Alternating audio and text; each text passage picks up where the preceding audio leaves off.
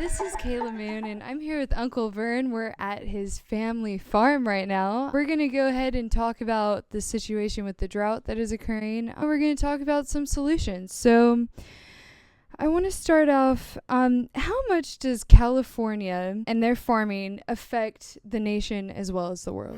When I was in college, I was really proud to be part of an industry that fed the world. That's what we said we did, and I was part of that. We now, Kayla, don't even feed ourselves. So America's a net food importing country as on a dollar basis. The things we export are typically subsidized grain, and then we import a lot of our vegetables and things that are higher labor. What do you believe is the importance of agriculture and supporting the agricultural community? There's nothing more essential. There's no more essential industry than food. You can live without everything else. You can live without oil. You can live without Hollywood. You can live without, you can even live without teachers, but you can't live without food. It's very, very important for a country to retain its sovereignty to be able to feed itself. We've tripled our population in California since the 60s, but we've done nothing to increase our water containment system, our water capturing system, or our water distribution system. It's all way back there from the 60s when we had some visionary leaders that built basically the marvel of the world. The California irrigation system is the marvel of the world. In my case, I'm fourth generation. My kids are fifth, and the grandkids are sixth. So, people who made it through world wars and depression and all kinds of economic upheaval, they made it. They handed it to you. Now you've got the baton, and your job is to get it to the next generation. If there were to be an agricultural collapse in California, what would that look like? Well, we see plenty of movies, don't we, where there isn't any food and stuff. Boy, I don't even want to think of that.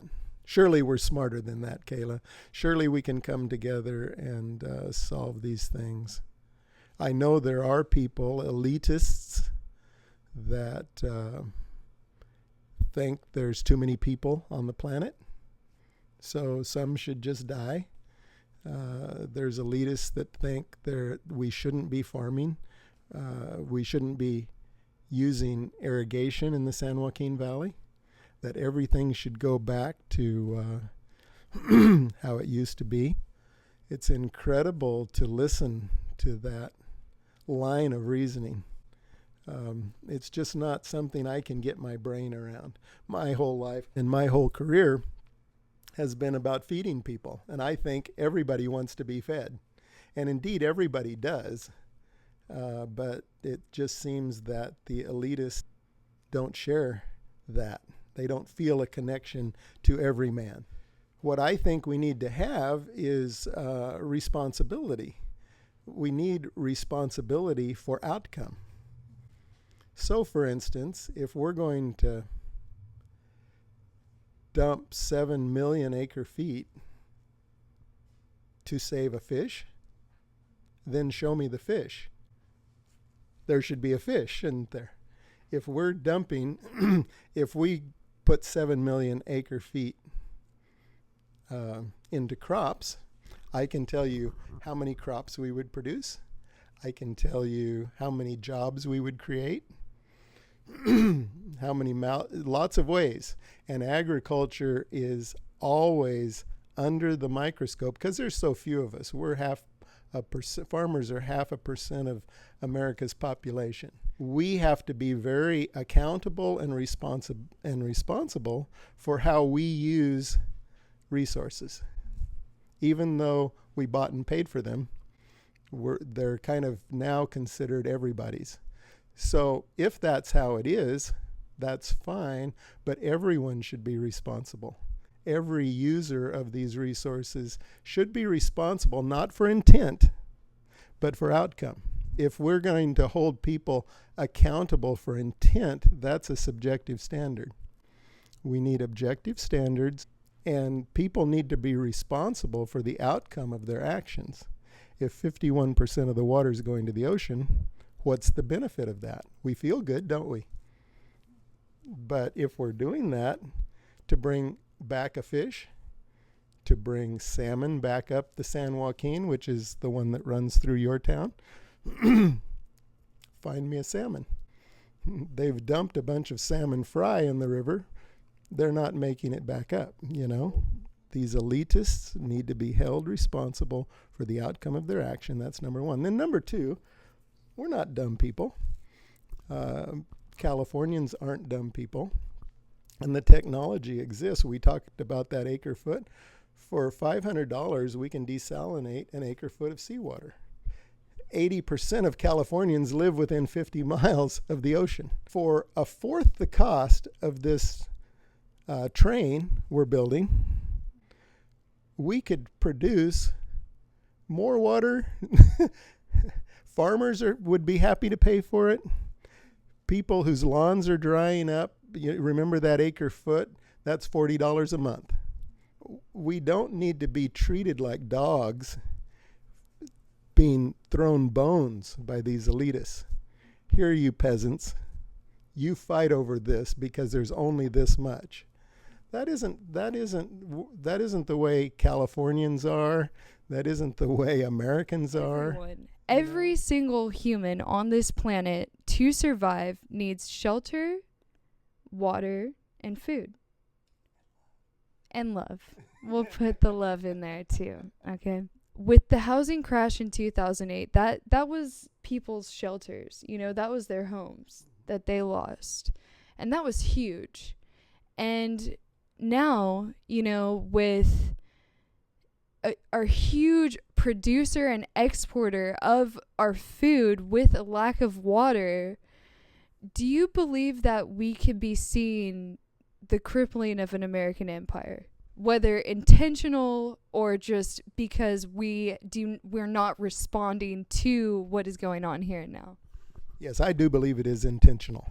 At the top, with those elitists, when you get into their enclave, they want agriculture to stop in California. That is what's coming from their heart. They'll never admit it in public, but I've been in their private groups, and that is how they feel amongst themselves. And these people wield a lot of power. If we ceased to produce our own food, can we recover from that? Yeah, but not like tomorrow. Agriculture's the biggest industry. If we divert production to other parts of the world, you know, how insane is that? How insane is that? What civilized country in the history of the world, Kayla, has ever knowingly destroyed its own food source? Where has that ever happened? And it's never happened before that a civilized country has knowingly destroyed its own food source. And that's what's happening in California right today. Would we recover from it? I don't even want to go there. Surely we're smarter than that. Surely as people start to figure this out and wade through the misinformation, surely people are intelligent enough to say, by golly, we ought to feed ourselves. This is crazy that we wouldn't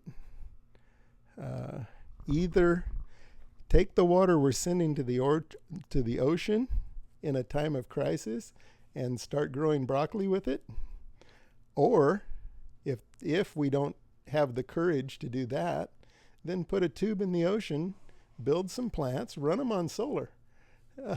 So now you've got the energy of the sun taking the salt out of the sea, putting that brine right back into the ocean. You can use diffusers and get it out there so it doesn't all just end up in one spot. And create water. If you watch the Israel Project, Israel, Australia, countries with a lot less water than we have are doing it. Israel now has more water than they know what to do with, and they're much drier than we are. So surely we're intelligent enough to work together to hold these elitists accountable for the outcome of their actions. But it's going to take an informed citizenry, so that's why I appreciate what you're doing. People need to have honest truth. And don't just listen to me. Go get your own information, you know. This is just one farmer with mud on his boots talking from his perspective. But it's a pretty well-rounded perspective, and I'm positive what I'm saying would hold in any court, or I wouldn't say it. So we can fix this thing, and we can fix it quickly. When the freeways collapsed in California from the earthquake, they suspended all the environmental laws, suspended everything other than making sure we built freeways back right, and we got them back up in a few months.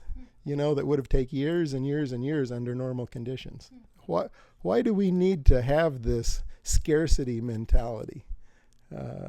Our company's named Abundant Harvest Organics, and we have an abundance mentality. So we're only limited by the energy of the sun, our own ingenuity, and the restrictions we place on ourselves.